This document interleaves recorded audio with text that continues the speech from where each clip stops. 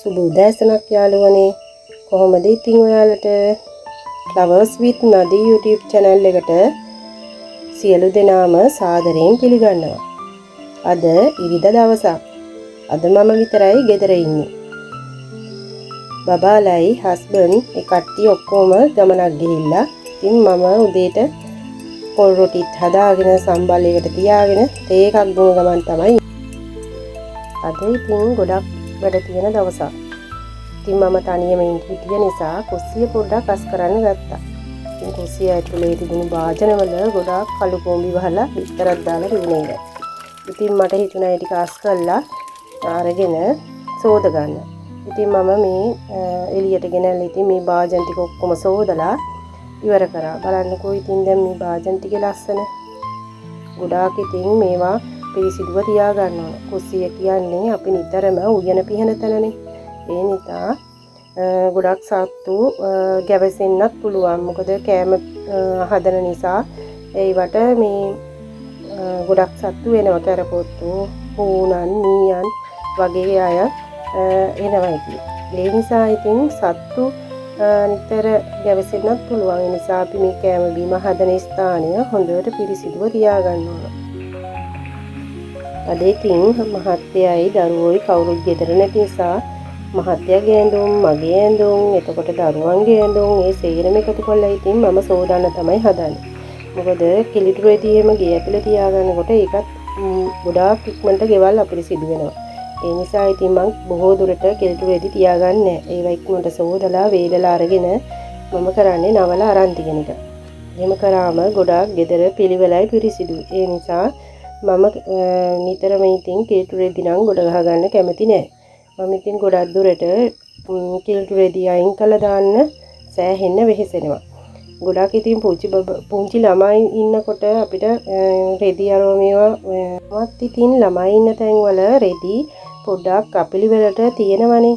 ඒ නිතර අස් කරන දෙයක් තමයි ඔන්න රෙදි. රෙදි නම් ගොඩක් අපේ ගෙදර සෑහෙන්න අස් කරන්න නිතර සිද්ධ වෙනවා. මොකද එයාලා අපි ගැන එච්චර හිතන්නේ නැහැ. එයාලා ඉතින් පොඩි ළමයිනේ. ඒ කට්ටිය අඳින ඇඳුම් ඇඳලා ඔය දමලා යනවා. ඉතින් මගේ වැඩේ මං නිතරම මේ රෙදි එකතු කරලා අරගෙන සෝදලා පිළිවෙලට තියාගන්න එක තමයි.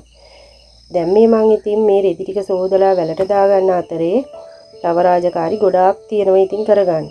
මම ඉතින් මේ අතරේ මල් වවනවා, ඊට පස්සේ එළවලු පැල හදනවා, නෙලනවා, ඒ වගේ ගොඩක් වැඩ තියෙනවා ඉතින්. මම ඉතින් අද හිතාගත්තා මගේ අලුතින් මගේ ගෙවත්තට ගෙන ආපු මල් පැල ටිකක් තියෙනවා. ඒ ටික සිටව ගන්නත් ඕනේ ඉතින්. ඒවත් ඉතින් කරන්න ඕනනේ. ඒ නිසා ඉතින් අද තනියම ගෙදර ඉන්නත් නිසා මම ඒ ටික හදලා මොනවා හරි කරන්න තමයි හදන්නේ. දැන් ඉතින් මේ හනික මේ රෙදි ටික මේ විදිහට බනලා මම හදන්නේ මගේ මේ මල් පැල ටික ඉක්මනටම ඉඳ ගන්න. ඔයාලට ඉතින් මගේ ගාඩන් එකේ හදලා තියෙන අලුත් මල් වර්ග, පිපිලා තියෙන අලුත් මල් වර්ග ඒ හැමදේම ඔයාලට මේ වීඩියෝ එකෙන් බලා ගන්නත් පුළුවන්. බලමුකෝ එහෙනම් මගේ වීඩියෝ එකේ අද අලුතින්ම පිපිලා තියෙන මල් වර්ග මොනවද කියලා.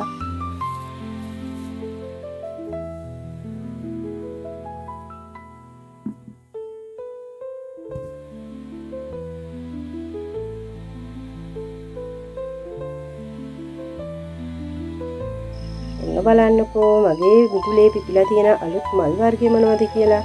දිය කූඩලු කවුරුත් ආස ජනප්‍රිය මල් වර්ගයක් තමයි දිය කූඩලු. ගොඩක්ම පහසුවෙන් අඩු නඩත්තුවකින් ලස්සනට හදාගන්න පුළුවන් මල් විශේෂයක් තමයි දිය කූඩලු කියන්නේ. දිය කූඩලු එක එක පළාත් වලට එක එක විදියයි. නුවරඑළියෙන් තමයි මෙන්න මේ දිය කූඩලු පැලේ ගෙනාවේ. මේ මල් වර්ගයේ මෙහි පිපෙන දිය කූඩලු වලට වැඩිය මල ටිකක් විශාලයි. ඉතින් මේ මල හරිම ලස්සනයි. එක එක කලර්ස් වලින් තියෙනවා. ඉතින් මම මේ මල් පැල 5ක් විතර ගෙනාවා. ඉතින් මට හරි ගියේ මෙන්න මේ පැල විතරයි. ඉතින් ඒ රංගේ මට දීපු මේ මල් පැලෙන් මම ලස්සනට මල් පැල ටිකක් හදාගත්තා. බලන්නකෝ මේ තවත් දිය කුඩුළු වර්ගයක්. ඒකත් ලස්සනයි නේද ඉතින්. දිය කුඩුළු වලට භාවිතා කරන්න ඕන මාධ්‍ය තමයි වියලිගම පොර, වැලි, ඊට පස්සේ කොළරොඩු, ඊට පස්සේ මතු පිටපස් ඔන්න ඔය ටික දාලා ලස්සනට පාද්‍යයක් හදාගෙන අපිට දිය කූඩුළු හදාගන්න පුළුවන්. දිය කූඩුළු ගොඩාක්ම ජලය බැසලා යන විදිහට තමයි හදාගන්න ඕනේ. මම ඉතින් මේ දියකුඩුරු පැලේ තිබුණු පස් මාධ්‍ය අයින් කරලා දැම්මා. මොකද ඒ පස් මාධ්‍ය මේ පළාතට හරියන්නේ නැහැ. මොකද අපි ඉන්නේ දකුණු පළාතේනේ. දකුණු පළාතේ වගේ පැත්තකට නුවරඑළිය තියෙන පස් මාධ්‍ය හරියන්නේ නැත්තේ ඒ පැත්තේ තියෙන පස බොහොම මෘදු පසක්. ඒ නිසා ඒකට යොදලා තියෙන්නේ එක පොහොර දාලා හරි ගස්සපු පැලයක් නේවා.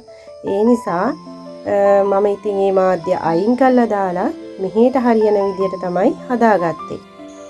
මම ඉතින් මේ තවත් පෙන්වන්නේ ගෙවත්තකට ගොඩාක්ම ලස්සනට මල් පිපෙන පැලයක් හැටියට ටොරෝනියා ශාකය. ඒකේ විවිධ වර්ණ වලින් තියෙනවා. දැන් මෙන්න මේ පැලේ වර්ණ දෙකක් පිපෙනවා. එකක් ගම් පාට, අනිත් එක ක්‍රීම් පාටට හුරු පාටක් මල් වර්ගයක් පිපෙනවා. ඉතින් මේකේ ගොඩාක් මල් පිපෙනවා. ඒ නිසා ගොඩක් එළියක් ගෙවත්තට ලැබෙනවා. ඉතින් මේ පැලේ මම ගොඩාක් පෝච්චි වල ඉඳලා බෝ කරගත්තා. ඔයාලට මේ තව පෝච්චියක් පේනවා ඇති. ඔන්න බලන්නකෝ. ඔන්න මේ දැන් පෙන්නන්නේ අන්නේ පෝච්චිය. මේකෙත් කලර්ස් දෙකක් පිපෙනවා. ඒ වුණාට මේ තනි පාට විතරයි පිපිලා තියෙන්නේ. ගොඩාක්ම ලස්සනයි. හැමදාම වගේ මල් පිපෙන පැලයක් හැටියට ගෙවත්ත ලස්සන කරගන්න හොඳම මල් වර්ගයක් තමයි ටොරෝනියා මල්. ගෙවත්ත සුන්දරව හැඩට ලස්සනට තියාගන්න අඩු වියදමකින් අඩු නඩත්තුවකින් හදාගන්න පුළුවන් මල් වර්ගයක් විදිහට කැනාස් මල් හඳුන්වන්න පුළුවන්. ඒ කැනාස් මල් එක එක විවිධ වර්ණ වලින් තියෙනවා. දැන් මේ ඔයාලට පෙන්නන්නේ ප්ලම්බකෝ කියන මල් වර්ගය. මේකේ සුදු පාට, නිල් පාට මල් පිපෙනවා. ඒ වගේම මේ මල් ගොඩාක්ම හිරුවැලියට තමයි හැදෙන්නේ. ඉතින් ගොඩාක්ම ලස්සනට පිපෙන මල් වර්ගයක් හැටියට ප්ලම්බකෝ මල් හඳුන්වන්නත් පුළුවන්.